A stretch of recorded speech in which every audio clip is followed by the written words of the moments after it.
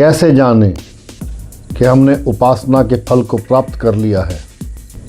लक्षण है उसके। किसी भी साधन से चले ये लक्षण आ जाएं तो समझ लो साधना परिपक्व हो चुकी है, साधना पक गई है, अर्थात वो सिद्धा अवस्था को प्राप्त हो चुका है। क्या लक्षण?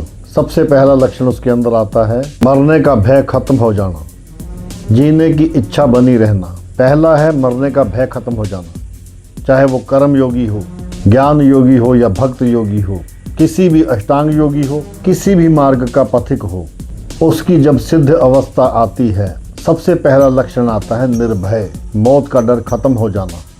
सब भयों से बड़ा है मृत्यु का भय। उस उपासक के हृदय में सुई की नोक जितना भी भय नहीं रह जाता। आप महसूस करो अंदर से, मरने का नाम सुनकर भय लगता है या नहीं लगता?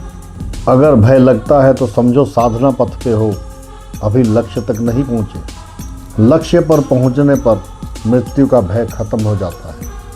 मृत्यु का भय है ही नहीं, किसी भी तरह का उसे कष्ट नहीं है। कैसे?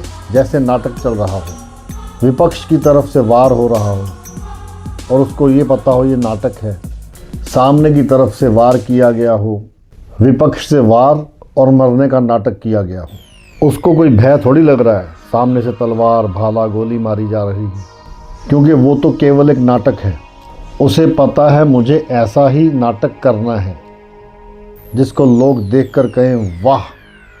आप हज़ारों नाटक देखते हैं, जनता मारी जा रही है, गांव के गांव उजड़ रहे हैं, बस्तियां उजड़ रही हैं, आपको पता है ये नाटक है। ऐसे ही जो व्यक्ति साधना के मार्ग पर चलता है उसको पूरे संसार का नाटक क्रम पता चल जाता है, जिसको कहते हैं नाट्यक्रम, पता चल जाता है। इसलिए उस व्यक्ति को महाप्रलय में भी नाटक नजर आता है। जैसे गांव के गांव को आग लगाई जा रही है, देख रहे हैं पर दुख नहीं, पता है कि वो नाटक है।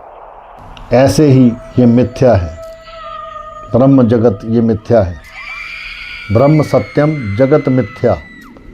ऐसे ही उस व्यक्ति को असत्य शरीर को छोड़ने का कोई भय नहीं, क्योंकि उसने पहले ही छोड़ दिया है। देह कुटुंब ते जाए छुटी सधी विधि नातो, जब तक मरने का भय है तब तक परिपक्व अवस्था है। बस मृत्यु का भय खत्म हो जाए। यहाँ सब अपने अपने दावे ठोक रहे हैं, मुझे ब्रह्म बोध हो गया है, मुझे ज्ञान की प्राप्ति हो गई है। सिर पे कपड़ा बांध लेते हैं, गले में मालाएं डाल लेते हैं, कहते हैं कि मुझे व्यक्ति दिखाई देते हैं, मुझे लोग दिखाई देते हैं, मुझे ब्रह्म ज्ञान हो गया है। गलत मत चलो, ऐसा कुछ नहीं। जिसे ब्रह्म बोध हो जाता है उसकी दिव्य दृष्टि जाग जाती है, फिर व्यक्ति नज़र नहीं आते, लोग नज़र नहीं आते। मरने का भय खत्म हो जाए। दूसरा, जीने की इच्छा ना रह जाए। जीने की इच्छा नहीं होनी चाहिए। क्यों? क्योंकि शरीर कब खत्म हो जाए ये तो पता ही नहीं, और जब तक श्वास चल रही है तब तक भजन करना बहुत ज़रूरी है। इसलिए हर श्वास के साथ राधा राधा राधा चलना चाहिए। ना जाने कौन सी श्वास आखिरी हो, इसलिए राधा कृष्ण राधा कृष्ण राधा राधा जपते रहना चाहिए। अगर जीने की इच्छा है तो शरीर राग है, शरीर राग है तो भोग राग है, अगर शरीर राग है तो भोग का सुख भाव है, भोगों का सुख भाव है तो संग्रह बुद्धि है। जिसे हमने संग्रह माना वो छूट जाएगा, और इस बात का भय है और मृत्यु से डर लगता है, और इसीलिए जीने की इच्छा रहती है।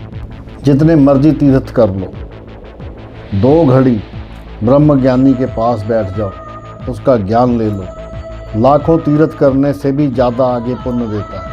2 घड़ी गुरु का सत्संग सुन लो, उससे भी ज़्यादा पुण्य देता है। तीर्थ नाय एक फल, संत मिले फल 4, सतगुरु मिले अनंत फल, कहत कबीर विचार। यह शरीर विष की बेलरी, गुरु अमृत की खान, सिर दीजिए सतगुरु मिले, यह भी सस्ता जान। जय श्री राम।